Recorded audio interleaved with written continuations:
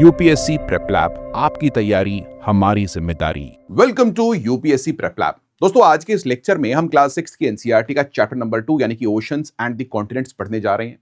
ये चैप्टर काफी इंपॉर्टेंट है यूपीएससी सिविल सर्विसेज की प्रिपरेशन में, बिकॉज ये चैप्टर आपके कॉन्सेप्ट्स बिल्ड करता है। देखिए, यूपीएससी सिविल सर्विसेज एग्जामिनेशन की प्रिपरेशन में इंपॉर्टेंट ये है कि आपके बेसिक्स और कॉन्सेप्ट्स काफी स्ट्रांग हो, सो दैट आप एडवांस्ड बुक्स को इजीली पढ़ पाएं और उसके ऊपर वैल्यू एडिशन भी कर पाए मेंस एग्जामिनेशन के लिए। तो आज के इस लेक्चर को शुरू करते हैं without further adieu, keeping this intent in the mind. चलिए दोस्तों, सबसे पहली चीज ये चैप्टर बात करता है why our earth is called as a blue planet. देखिए, हुआ कुछ ऐसा कि 1960s 70s में जब एस्ट्रोनॉट स्पेस में गए और उन्होंने पहली बार अर्थ को स्पेस से देखा, तो उन्हें अर्थ एक प्रीडोमिनेंटली ब्लू कलर्ड प्लैनेट दिखाई पड़ा। आज के टाइम पर हमारे पास टेक्नोलॉजी कुछ ऐसी है कि हम बैठे बैठे स्पेस से अर्थ को देख सकते हैं, विजुअलाइज कर सकते हैं। तो अगर आप अर्थ को देखते हैं तो हमें यह बात समझ में आती है स्पेस से कि अर्थ के ऊपर प्रीडोमिनेंटली वाटर है। अब कितना वाटर है, एक बार इसके बारे में जान लेते हैं। देखिए, हमारी अर्थ के ऊपर अगर आप क्लियरली देखते हैं तो आपको दिखाई पड़ता है ऑलमोस्ट 71% वाटर, यानी कि 71% वाटर है। And my dear friends, 29% land है। और इसी वाटर की डोमिनेंस की वजह से हमें हमारी अर्थ ब्लू प्लैनेट दिखाई पड़ती है फ्रॉम द स्पेस। इसी तरीके से हमारे सोलर सिस्टम में मार्स को रेड प्लैनेट कहा जाता है, जुपिटर को गैस जाइंट कहा जाता है, फाइन, और मर्क्यूरी को स्मॉलेस्ट प्लैनेट कहा जाता है। You should all know this thing. Now let us look at the hemispheres. देखिए, लास्ट लेक्चर में मैंने आपको बताया था कि किस तरीके से जो इक्वेटर है वो हमारी अर्थ को दो इक्वल हाफ्स में डिवाइड करती है। This is the north hemisphere and this is the south hemisphere. अब मैं आपको जो व्यू दिखाने जा रहा हूं, the first view is from the north pole, ऊपर से देखेंगे अर्थ को, एंड सेकेंड व्यू हम देखेंगे नीचे से, साउथ पोल की तरफ से अर्थ को। So let's visualize earth from the north pole side. अगर आप नॉर्थ पोल की तरफ से अर्थ को देखते हैं तो एक बात काफी क्लियर हो जाती है कि नॉर्थ हेमिस्फीयर में लैंड ज्यादा डोमिनेंट है rather than water. So north hemisphere में क्लियरली आपको दिखता है कि 68% जो एरिया है that is my dear friends land. ठीक है, बिकॉज देखो, नॉर्थ हेमिस्फीयर के अंदर एशिया का पूरा कॉन्टिनेंट है, यूरोप का पूरा कॉन्टिनेंट है, अफ्रीका का भी काफी बड़ा हिस्सा एशिया में आता है, इवन नॉर्थ अमेरिका का भी थोड़ा सा हिस्सा, जी हाँ दोस्तों, नॉर्थ हेमिस्फीयर में आता है। साउथ अमेरिका का थोड़ा सा हिस्सा प्लस नॉर्थ अमेरिका का तो पूरा ही हिस्सा आप क्लियरली देख सकते हैं कि ये आता है नॉर्थ हेमिस्फीयर में। तो 68% is land and my dear friends, जो रिमेनिंग है 32%, it is water, it is ocean. वहीं अगर आप ध्यान से देखते हैं और टूवर्ड्स दी साउथ हेमिस्फीयर, यानी कि अगर हम साउथ की साइड से व्यू को ध्यान से देखते हैं, है ना, तो हमें दिखाई पड़ता है कि सदर्न हेमिस्फीयर के अंदर we have more ocean. How much more ocean? Almost 68% ocean है जी, and you know land is only 32%। तो ocean is more dominant in southern hemisphere as compared to the northern hemisphere. तो देखो, यहां पर most of the South America का continent आपको देखने को मिलता है। अफ्रीका का इक्वेटर के नीचे का एरिया जो है वो भी ऑफ कोर्स इसमें साउथ हेमिस्फीयर में है। एंटार्क्टिका का कॉन्टिनेंट यहां पर है एंड ऑस्ट्रेलिया भी यहां पर आपको दिखाई पड़ता है। सो साउथ हेमिस्फीयर के अंदर there is more water and land. अब क्वेश्चन ये आता है कि सर, इस uneven distribution of land and water की वजह से क्या इंपैक्ट्स पड़ते हैं? देखिए, जो सबसे पहला इंपैक्ट पड़ता है वो क्लाइमेट के ऊपर पड़ता है। अगर आप ध्यान से देखें कि नॉर्थ हेमिस्फीयर में आपको मोर एक्सट्रीम क्लाइमेट देखने को मिलता है। गर्मियों में ज्यादा गर्मी और सर्दियों में ज्यादा सर्दी, बिकॉज ऑफ मोर कॉन्टिनेंटैलिटी। आप जितना समुद्र से दूर जाएंगे उतनी ज्यादा एक्सट्रीमिटी इंक्रीज हो जाती है ऑफ क्लाइमेट। वहीं साउथ हेमिस्फीयर के अंदर ऑफ कोर्स आपको नॉर्थ हेमिस्फीयर के कंपैरिजन में लेस एक्सट्रीम टेम्परेचर्स देखने को मिलते हैं, एक्सेप्ट ऑन एंटार्क्टिका जो कि कॉन्टिनेंट है, और ऑफ कोर्स उसके इंटीरियर में आपको एक्सट्रीम माइनस में टेम्परेचर्स देखने को मिलते हैं। हायर जो मैक्सिमम टेम्परेचर है वो भी बहुत ही ज्यादा कम है ओवर द एंटार्क्टिक कॉन्टिनेंट। जी हाँ, तो ये बात भी आपको समझ में आनी है। This is the first thing that you must understand. Climate की एक्सट्रीमिटी को इंपैक्ट करता है this uneven distribution of land and water.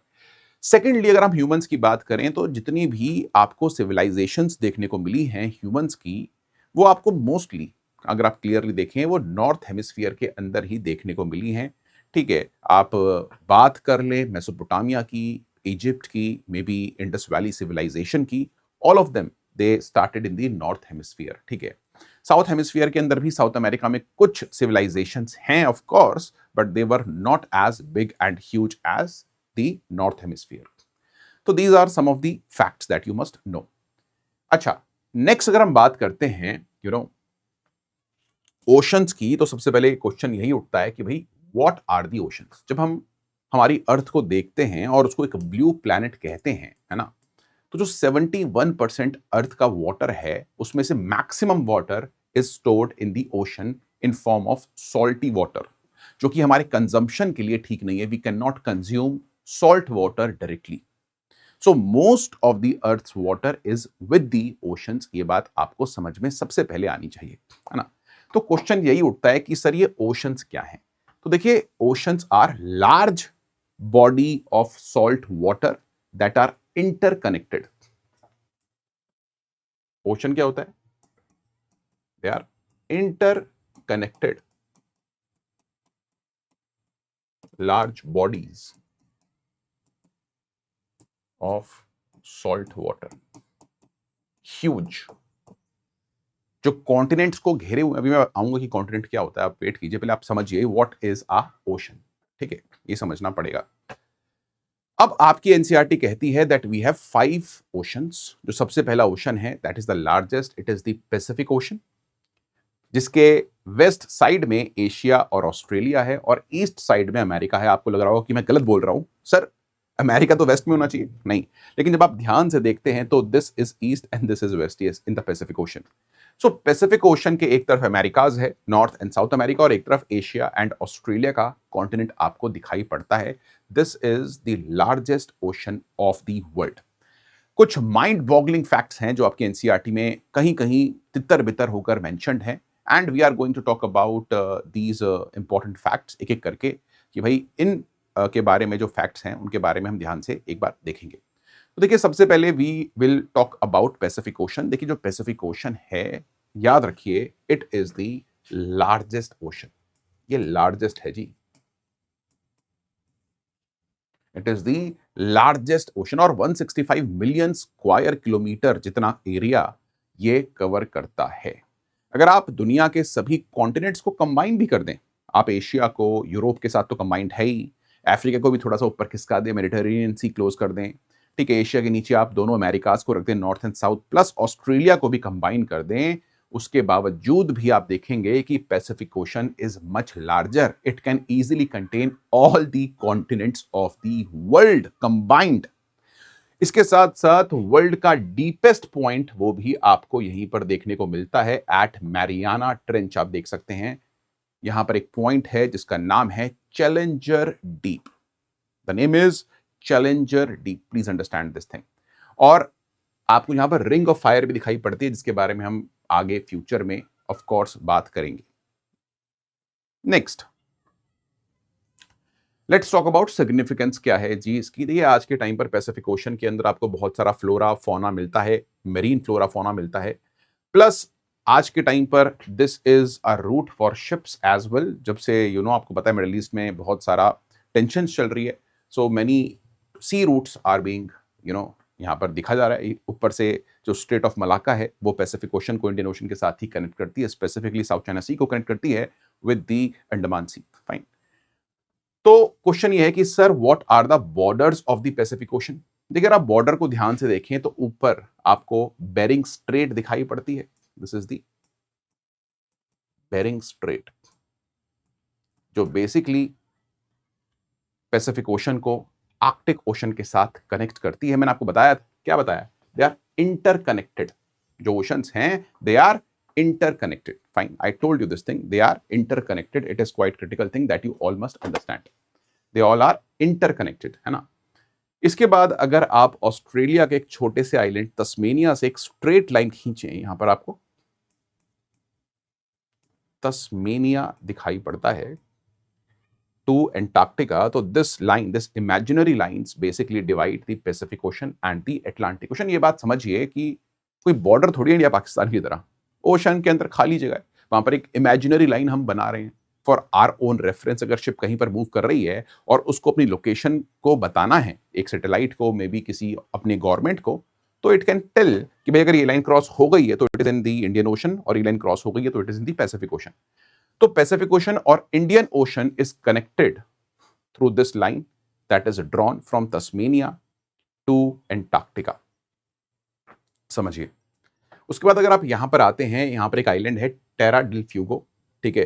तो साउथ अमेरिका से, शेटलैंड आइलैंड से नीचे अगर आप लाइन खींचते हैं, ठीक है, तो यहां पर आपको ये लाइन जो दिखती है till Antarctica, it divides the Atlantic ocean from the Pacific ocean. तो ये पैसिफिक ओशन की लिमिट्स हैं, ठीक है, बॉर्डर्स हैं, बाउंड्रीज हैं।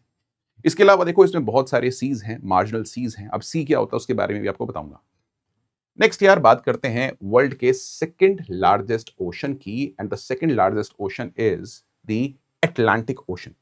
देखिए जब आप अटलांटिक ओशन की बात करते हैं तो ऊपर GIU के गैप से ये कनेक्टेड है to the arctic ocean.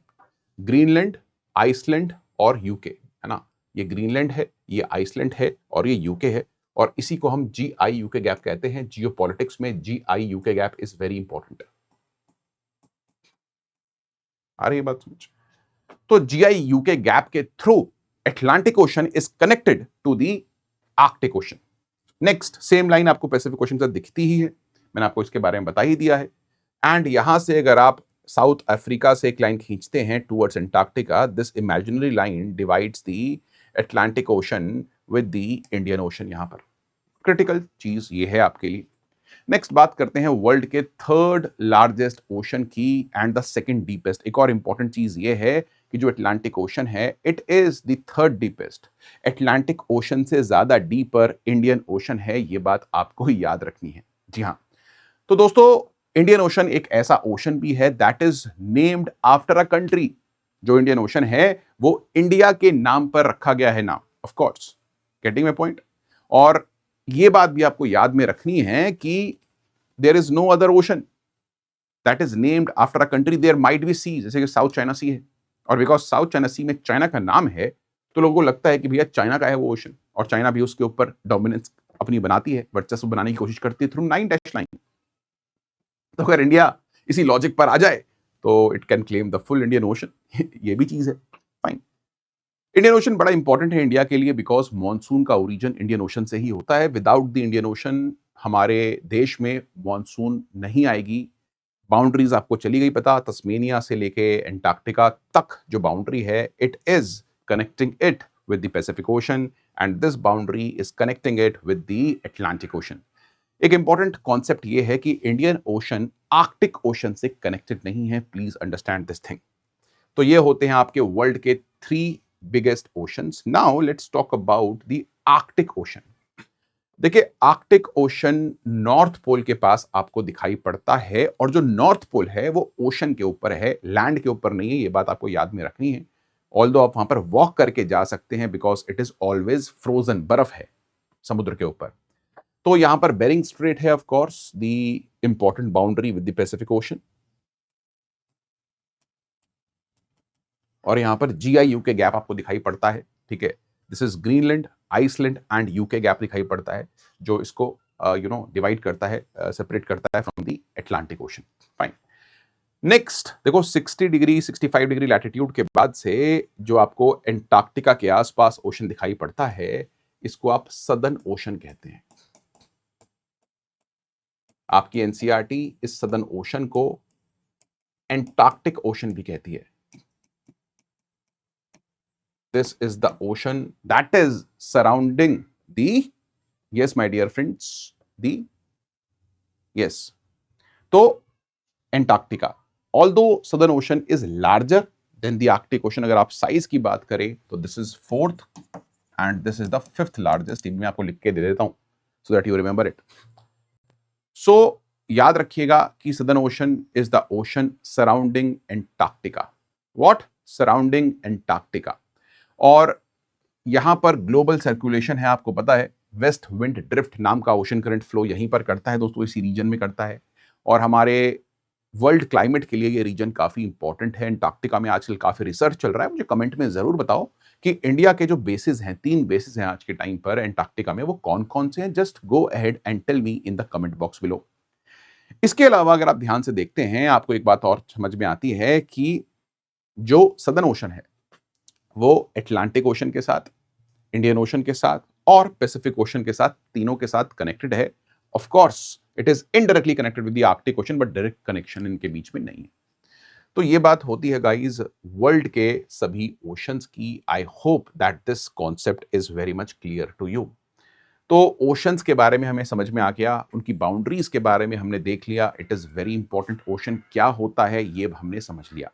Now अगर आप उठाकर देखते हैं अपनी बुक को, तो वो बात करती है लैंड की। लैंड क्या होती है, लैंड मास क्या होता है, एंड लैंड मास के साथ साथ व्हाट इज अ कॉन्टिनेंट और आइलैंड क्या होता है बेसिकली।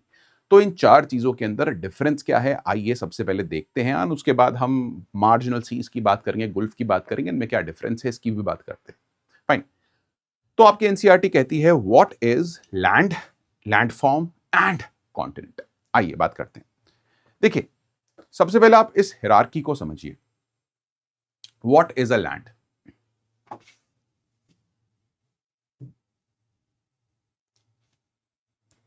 देखिए, जब आप लैंड की बात करते हैं, लैंड क्या है, land is nothing but any solid surface above sea level.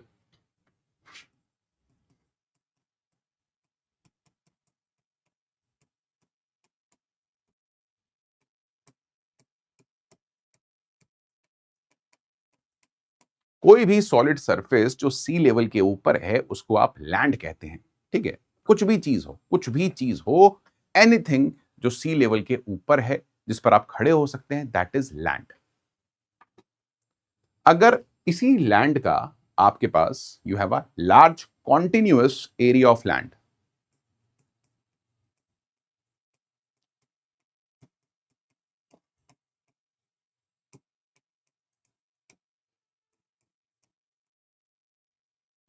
उसको आप लैंड मास कह देते हैं। Could be part of a continent और अ सब कॉन्टिनेंट। एग्जाम्पल के रूप में इंडिया के अंदर आप कह सकते हो इंडिया एक लैंड मास है, या फिर इंडिया के अंदर डेक्कन जो प्लेट्यू है that is a land mass, या फिर अरेबियन पेनिनसुला एक लैंड मास है। ठीक है, अब what is a continent, a very large land mass, a very large land mass with geological, geographical and cultural distinctiveness.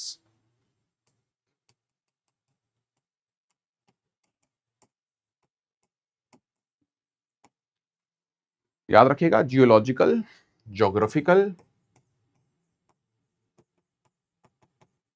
And cultural distinctiveness, उसको आप continent कह देते हैं।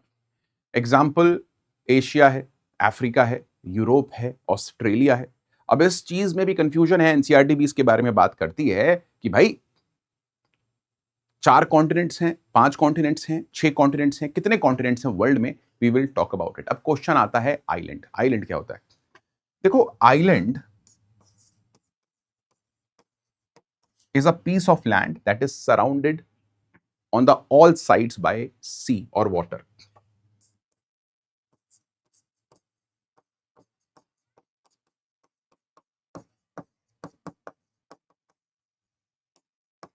आप बोलेंगे सर हमारी अर्थ पर तो 71% वाटर है, तो इवन जो कॉन्टिनेंट्स हैं they are surrounded by water, तो कॉन्टिनेंट्स भी तो एक तरह से आइलैंड ही है। देखो कॉन्टिनेंट्स भी आइलैंड ही है, मानता हूं मैं बात, लेकिन they are very huge, they are huge chunk of land, so we don't consider them as island, technically they are island.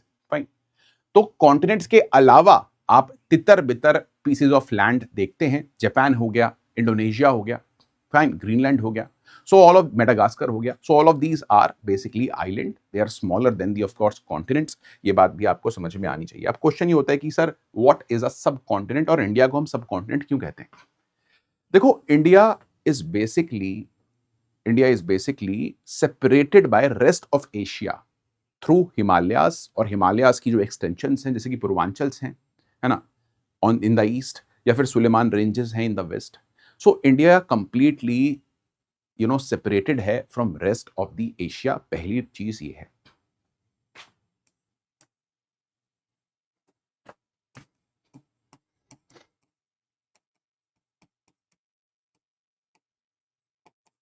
This is the first thing. दूसरी चीज, we have geologically speaking Indian plate that is colliding with the Eurasian plate creating Himalayas of course. तो geologically भी जो Indian plate है वो Eurasian plate से अलग है, आप ये बात कह सकते हैं।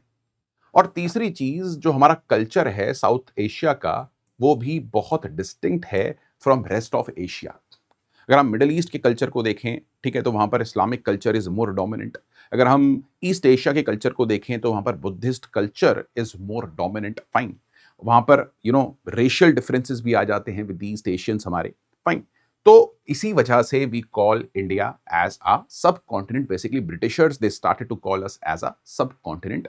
यहाँ पर आपको tall mountains in forms of Himalayas देखने को मिलते हैं, large expanse of seas, Arabian sea, bay of Bengal, Indian ocean नीचे आपको देखने को मिलता है, and hence we call it as the subcontinent, Indian subcontinent. ये बात भी आपको समझ में आनी चाहिए दोस्तों, फाइन। देखो, इसको आप सिंपली ऐसे समझ सकते हैं, एक सिंगल शॉप लैंड है, ठीक है, पूरी मार्केट लैंड मास है दोस्तों, और पूरी सिटी जो है वो कॉन्टिनेंट है, और सिटी के बाहर कोई खेतों के बीच कहीं एक छोटे सी टाउन या गांव है, वो एक आइलैंड है, ठीक है। तो you can understand these concepts like this, it is quite important, समझिए इस चीज को। अब क्वेश्चन ये है कि सर हमारे इस दुनिया में कितने कॉन्टिनेंट्स हैं। तो देखिए, आपकी एनसीईआरटी जो कहती है वो कहती है कि भाई आप कॉन्टिनेंट्स को किसी भी तरीके से देख सकते हैं, because there is no particular definition. देखिए, जब आप बात करते हैं 4 कॉन्टिनेंट सिस्टम की, तो हमारे पास 4 कॉन्टिनेंट्स हैं, हमारी एनसीईआरटी कहती है। ये जो मैप है ये 4 कॉन्टिनेंट्स को हाईलाइट करता भी है, आप देख सकते हैं। सबसे पहले जो अफ्रीका, यूरोप और एशिया का लैंड मास है, इस पूरे लैंड मास को कनेक्ट करके एक कॉन्टिनेंट कहते हैं, व्हाट, एफ्रो यूरेशिया या फिर Africa Eurasia. This is the largest continent in the world, जब आप 4 कॉन्टिनेंट्स के बात करते हैं तो। देखिए, जब तक सुएज कैनाल नहीं बनी थी तब तक आप अफ्रीका में एशिया से पैदल जा सकते थे। ऑफ कोर्स आप जा ही सकते हैं यूरोप में, देयर इज नो इश्यूज। वहीं दोस्तों नीचे एंटार्क्टिका आपको दिखता है, और नॉर्थ और साउथ अमेरिका को साथ में कंबाइन करके we called it as Americas. जब नॉर्थ और साउथ अमेरिका को आप एक साथ रेफर करते हैं तो we call them as Americas, ठीक है, एस लगा दो पीछे। एंड लास्टली ऑस्ट्रेलिया तो अलग है ही। So basically this is 1, this is 2, this is 3, and this is 4. These are the 4 continents according to the NCERT. फिर NCERT कहती है कि we also have a 5 continent system, and ये जो मैप आपको बनाकर मैं दिखा रहा हूं, this is the 5 major continent system. ये 5 continents कौन कौन से हैं आइए देख लेते हैं एक बार। देखिए, जब आप 5 की बात करते हैं तो आप अब अफ्रीका को अलग कर देते हैं। You have Eurasia, you have Africa, you have Americas, you have Australia, and you have Antarctica. तो ये हो गए आपके 5 कॉन्टिनेंटल सिस्टम, ठीक है। तो इसमें आप देख लो 1, 2, 3, 4 एंड 5। तो ये 5 कॉन्टिनेंट्स आपको यहां पर दिख रहे हैं इन डिफरेंट कलर्स। नाउ फिर एनसीईआरटी कहती है कि आप 6 कॉन्टिनेंट सिस्टम को भी देख सकते हैं। These are 6 continents for you. Now अब उसने क्या किया है, उसने क्लियरली यहां पर अमेरिका को अलग कर दिया है, ठीक है। तो you have the Eurasia, you have North America, you have South America, you have Africa, you have Australia, and you have Antarctica. 1, 2, 3, 4, 5, 6, 6 continents मेरे भाई, ये हो गए आपके सामने, fine. This is the 6 continent system. Now because Europe का और Asia का कल्चर बिल्कुल ही डिस्टिंक्ट है, we have a distinct culture from Europeans, ठीक है, तो यूरोप को एक अलग कॉन्टिनेंट माना जाता है and this is the 7 continent classification as you can see. 7 continents में you have now Asia the largest continent, Africa the second largest continent, North America, South America, you have Australia, now you have Europe and you have the Antarctica। तो it depends upon us कि हम कौन से system को लेकर चल रहे हैं। अब देखो कॉन्टिनेंट्स के बीच में आपको क्लियरली दिखाई पड़ता है द बॉर्डर्स, है ना, मैं आपको बता देता हूं। देखो इस मैप में, हम फर्स्ट वाले मैप में देख लेते हैं। फाइन, देखिए अगर आप इस मैप को ध्यान से देखते हैं तो आपको समझ में ये बात आती है कि यूरोप एंड एशिया का जो बॉर्डर है वो यूरल माउंटेन्स क्रिएट करते हैं। यहां पर Ural mountains are old fold mountains जो कि आपको रशिया के अंदर दिखाई पड़ते हैं एंड इन यूरल्स के इस तरफ यूरोप है और यूरल्स के इस तरफ एशिया माना जाता है, making Kazakhstan and Russia as transcontinental country. तो क्वेश्चन ये भी आता है कि sir what is a transcontinental country.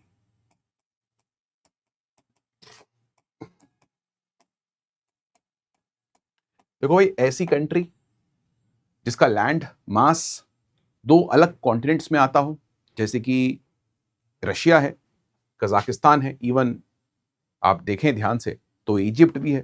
What, we also have Egypt. Fine, तो इजिप्ट का आधा हिस्सा देखो आप अफ्रीका के अंदर है और कुछ हिस्सा एशिया के अंदर है अक्रॉस द स्विस कैनाल, ठीक है। तो URLs is the first border between Europe and Asia. Second border जो आपको दिखाई पड़ता है दोस्तों, वो हैं आपके the mountains of caucus. Caucus mountains जो बेसिकली जॉर्जिया, अजरबैजान, अर्मेनिया वाले रीजन में है ना, वो यूरोप को अलग करते हैं फ्रॉम एशिया, ठीक है। तो ये बॉर्डर्स आपको दिखाई पड़ते हैं between Europe and Asia, URLs and caucus. समझिएगा इस चीज को, it is quite critical and important. इसके अलावा यहां पर आपको टर्किश स्ट्रेट्स दिखाई पड़ती हैं, ठीक है। Turkey is again a transcontinental country. Turkey का कुछ हिस्सा जिसको आप थ्रेस कहते हैं वो यूरोप में है और जो रेस्ट ऑफ द टर्की है वो एशिया के अंदर है। So the third border is, yes my dear friends, Turkish straits. तो एशिया का बॉर्डर आप क्लियरली यहां पर देख सकते हैं, प्लस यहां पर टॉरस स्ट्रेट है जो ऑस्ट्रेलिया से अलग करती है दिस एरिया, मतलब पपुआ न्यू गिनी को इसके अलग करती है। Fine, so we have this area.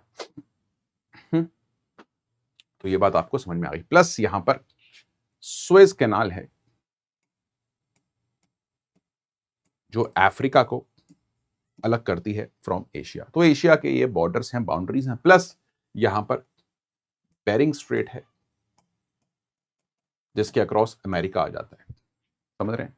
तो इतने सारे पॉइंट्स हैं, बॉर्डर्स हैं एशिया के, ठीक है। अगर आपने एशिया के बॉर्डर्स देख लिए, जो कि एक्सट्रीम ईस्ट में बेरिंग स्ट्रेट है, ध्यान से देखिएगा, ठीक है। उसके बाद एक्सट्रीम वेस्ट में कॉकस माउंटेन्स हैं, वहीं साउथ वेस्ट में सॉरी यूरल माउंटेन्स हैं और साउथ वेस्ट में कॉकस माउंटेन्स हैं। एक्सट्रीम वेस्ट में टर्किश स्ट्रेट है, साउथ वेस्ट में स्विस कैनाल है और यहां नीचे टॉरस स्ट्रेट आपको देखने को मिलता है। So that is quite critical thing. ऐसे ही जहां पर पनामा खत्म होता है कंट्री, है ना, ये वाला पॉइंट जो आपको दिखता है, this divides South America with North America. आ रही बात समझ? वहीं जो मेडिटरेनियन सी है वो अफ्रीका को अलग करता है एशिया से। So these are some of the important borders of the continents जब हम 7 कॉन्टिनेंट सिस्टम की बात करते हैं, and I have shown this thing to you on a map. So I hope this thing is very much clear to you. Now guys, next let's talk about a very important concept. और ये जो concept है वो ये है कि sir आपने continents की बात कर ली, क्या होता है, आपने आइलैंड्स के बारे में बता दिया क्या होता है ना। वर्ल्ड का लार्जेस्ट आइलैंड जो है आज के टाइम पर दोस्तों ग्रीनलैंड है। सेकंड लार्जेस्ट आइलैंड को आप मुझे कमेंट्स में बताओ कौन सा है। नेक्स्ट हम बात करते हैं कि सर ये ओशंस में, सी में, बे में, गुल्फ में, कोव में, स्ट्रेट में, इस्थमस में क्या डिफरेंस है। What is the difference between ocean, sea, bay, gulf and cove? What's the difference? तो आइए एक बार इसके बारे में भी बात कर लेते हैं। देखिए, मैं आपको ऑलरेडी ये बात बता चुका हूं कि ocean is a large interconnected body of what? Of land, of water, sorry, ठीक है। Yes, so ocean is the largest body of salt water that is interconnected with each other.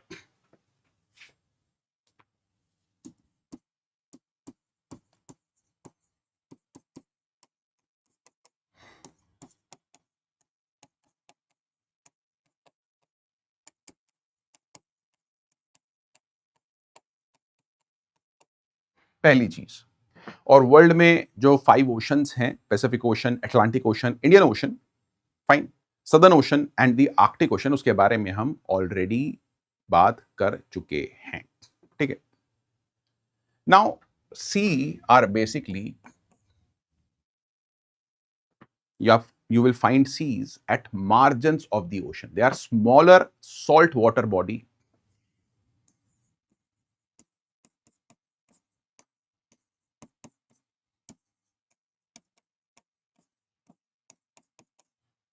Either partially enclosed or fully enclosed by land.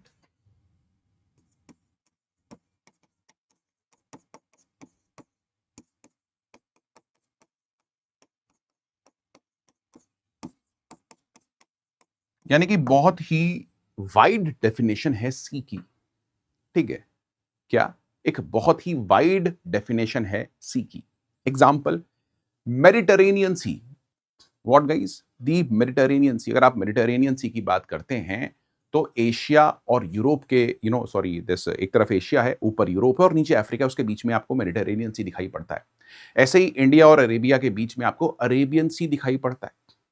So these are partially enclosed. Even जो Mediterranean sea है वो strait of Gibraltar से ही connected है to the Atlantic ocean, ठीक है, या फिर इस तरफ स्विस कनाल से हमने कनेक्ट कर दिया है मेडिटेरेनियन सी को टू द इंडियन ओशन। आ रही है बात समझ?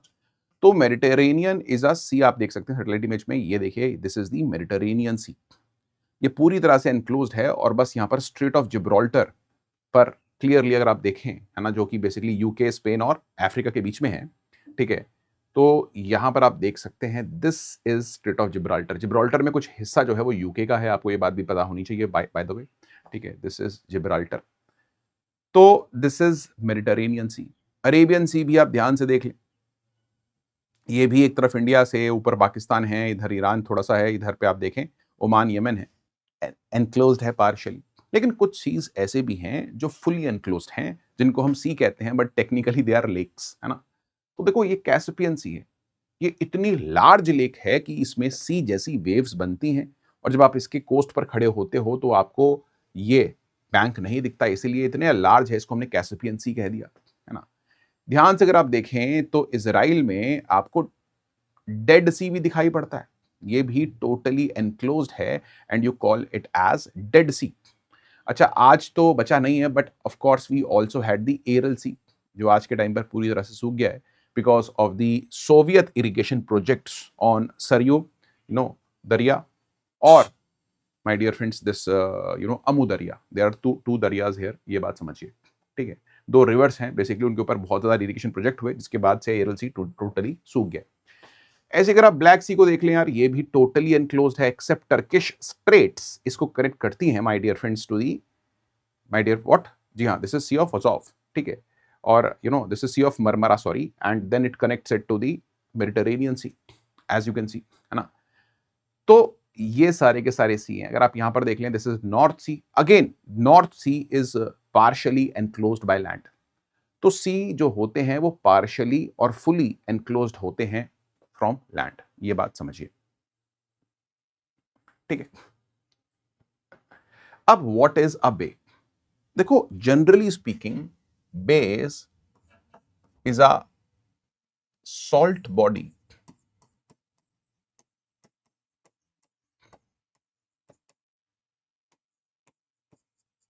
surrounded by land. It is surrounded by land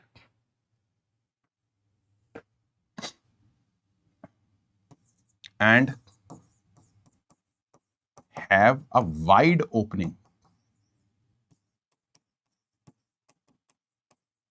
इसकी ओपनिंग बहुत वाइड होती है, उसको आप बे कहते हैं। एग्जाम्पल बे ऑफ बंगाल की अगर आप बात कर लें तो देखो 3 साइड से bay of Bengal is surrounded by land. ध्यान से देखिए, this is bay of Bengal. इस तरफ इंडिया है, ऊपर बांग्लादेश है, इस तरफ म्यांमार अंडमान है। ये काफी चौड़ा यहां पर आप देख रहे हैं, ब्रॉड ओपनिंग है इसकी, है ना। ऐसे ही अगर आप हडसन बे की बात कर लें, यहां देखें तो उसकी भी काफी ब्रॉड ओपनिंग है यार, और भी 3 तरफ से लैंड से ही घिरा हुआ है। ठीक है, तो बे आर जनरली लार्जर। क्या? बे इज जनरली लार्जर, ये बात समझिए। गुल्फ क्या है? Gulf is similar to bay, but typically more enclosed by land with a narrower mouth.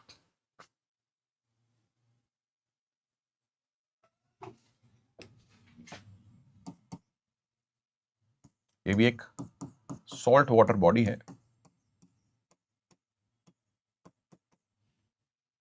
It is also a salt water body. Similar to bay,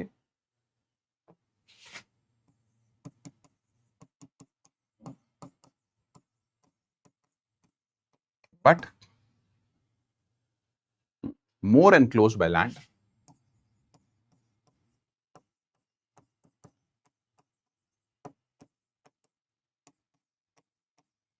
And narrower opening. जो opening है वो काफी narrow हो जाती है। तो अगर आप इंडिया के केस में देख लें तो आपके पास गुल्फ ऑफ खंबत है, गुल्फ ऑफ कच्छ है ना। ये आप ध्यान से देखें इस चीज को, इंडिया के पास सब कुछ है भाई। ये देखें, this is Gulf of Kutch. It is quite narrow, opening भी इसकी काफी नैरो है। ठीक है, ये देखें गुल्फ ऑफ खंबत है, ये भी काफी नैरो है, इसकी ओपनिंग भी काफी नैरो है। ये आप देख सकते हैं।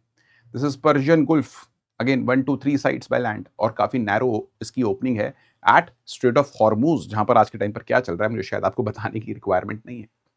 ठीक है, नाउ ये बेसिक चीजें हैं जो आपको समझनी है। लेकिन यार वी आर ह्यूमंस, और हम किसी भी जगह को कुछ भी बोल देते हैं यार, हमारी मर्जी, क्या ही फर्क पड़ता है। ठीक है भाई, जितना नैरो पर्शियन गुल्फ है उतना ही नैरो रेड सी है। आ रही है बात समझ? और यहां पर बाब अल मंदेब स्ट्रेट भी आपको दिखाई पड़ती है, जो गुल्फ ऑफ एदेन से जोड़ती है उसको। देखो गुल्फ है यहां पर, बट इसको हम रेड सी कह रहे हैं। क्यों? क्योंकि हमारी मर्जी है यार, कन्वेंशन ऐसी बन गई है। So the naming is basically conventional. ठीक है, ये टेक्निकलिटीज कॉमन लोग नहीं फॉलो करते हैं, we geographers we try to follow, but जो नेमिंग है वो पहले से चलती हुई आ रही है। ठीक है, so it is important thing that you understand. अच्छा, इसके साथ साथ we also have a bight. Example, this is a bight, this is the great Australian bight. तो bights are larger than a bay and they have a very wide opening. तो आप देख लो कितनी wide opening है bight की। So this is the great Australian bight. ऐसी अगर बहुत ही छोटी सी आपको इनलेट दिख जाए, जो 3 साइड इनक्लोज, जिसको हम कोव कहते हैं, वेरी स्मॉल इनलेट, ये आपको दिख गया, this is a cove. Very small inlet of sea water, we call it as a cove. ठीक है, अगर ये कोव इस लैंड से सेपरेट हो जाए थ्रू अ आइलैंड, तो ये लगून बन जाता है, इट बिकम्स अ लगून। जैसे कि चिलिका लेक है, इट बिकम्स अ लगून। तो ये बात भी आपको समझ में आनी चाहिए। तो this is quite critical thing. Now let us look at one another difference, and the difference is between what is a strait, what is a channel, and what is isthmus. Strait, channel and isthmus. तो सी में ये भी चीजें हैं। देखो, अगर दो larger body of water को एक नैरोअर पैसेज कनेक्ट करता है तो उसको स्ट्रेट कहा जाता है।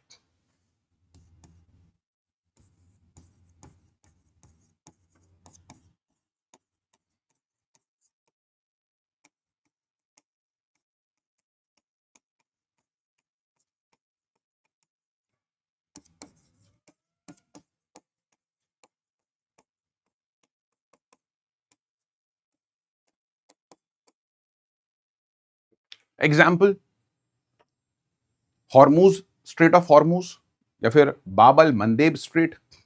ठीक है, channel is typically straight but much wider.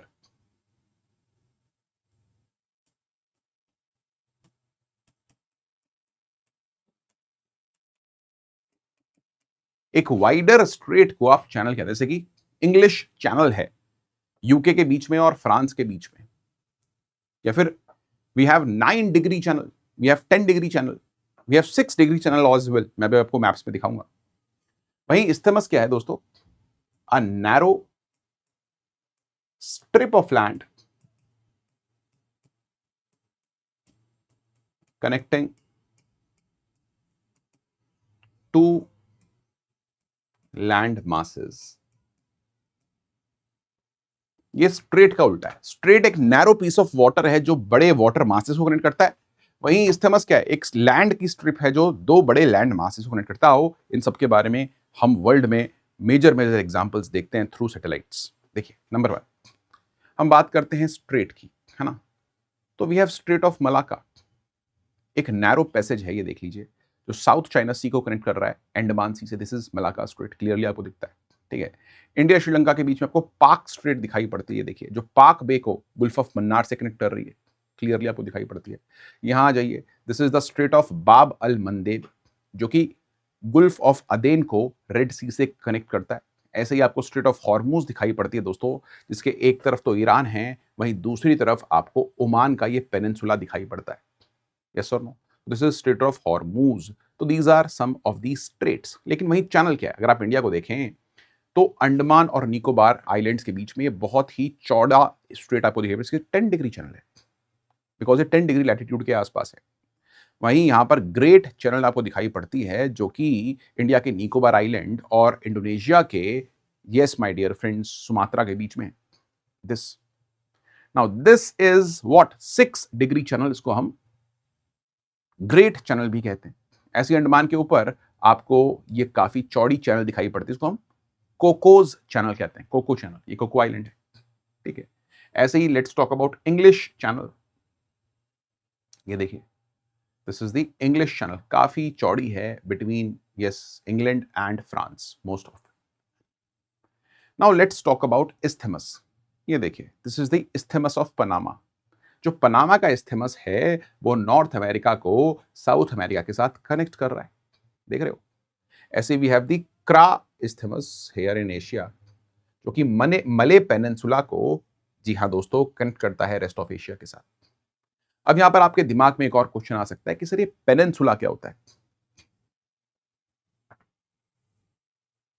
What is a peninsula?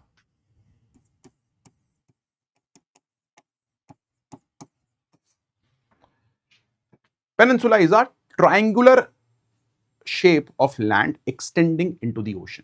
India को आप देख लें, it is the Indian peninsula. हम कहते हैं ना, इंडिया का जो पेनिनसुला है, ये देखिए ध्यान से दोबारा से, तो this is the peninsula of India, ठीक है। ये ओमान का पेनिनसुला है जो स्ट्रेट ऑफ हॉर्मूज है, इट इज आल्सो ट्रायंगुलर, तीन तरफ से घिरा हुआ है समुद्र से। So peninsula is generally surrounded by sea on three sides, है ना। ये देखो, मले पेनिनसुला, ठीक है। There are many peninsulas in the world. Arabian peninsula, ये देखिए, एक तरफ लैंड से कनेक्टेड है और तीन तरफ से सी से घिरा हुआ है, 1 2 एंड 3।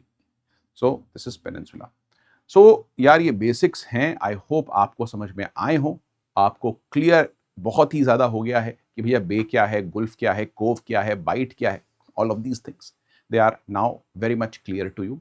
और जो आपकी एनसीईआरटी है वो इन्हीं बेसिक्स के बारे में मेरे भाई बात करती है। तो आई होप कि आपको ये सब चीजें समझ में आई हो। अब लास्ट पार्ट है जो आपकी एनसीईआरटी बात करती है, that my dear friends is the importance of the ocean. Oceans की इंपॉर्टेंस क्या है, let us talk about it, ठीक है। देखिए, ओशंस को हम हमारी अर्थ का लंग भी कह सकते हैं। Oceans they generate more oxygen than land, because oceans के सरफेस पर आपको फाइटोप्लैंक्टन नाम के माइक्रोस्कोपिक ऑर्गेनिजम्स देखने को मिलते हैं। You have phytoplanktons.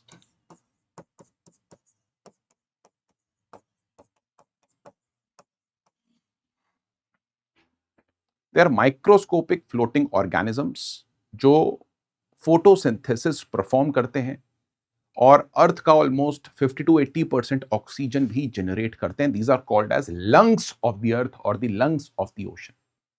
समझिए इस चीज को, it is very critical thing, ठीक है। इसके अलावा ओशंस में आपको सीवीड दिखती है, एल्गी दिखती है, जो अगेन फोटोसिंथेसिस कर सकती है, सी ग्रासेस भी फोटोसिंथेसिस कर सकती है। ओशन में आपको केल्प फॉरेस्ट दिखते हैं, मैनग्रोव आपको कोस्टल रीजन में दिखते हैं, मैनग्रोव के ट्रीज, ठीक है। इसके अलावा आपको ओशंस के अंदर मैमल्स भी दिखते हैं, फिशेस भी दिखती हैं, रेप्टाइल्स भी दिखते हैं, फाइन, कोरल्स भी दिखते हैं, क्रूटेशियंस भी दिखते हैं, ऑल एवरीथिंग यू फाइंड।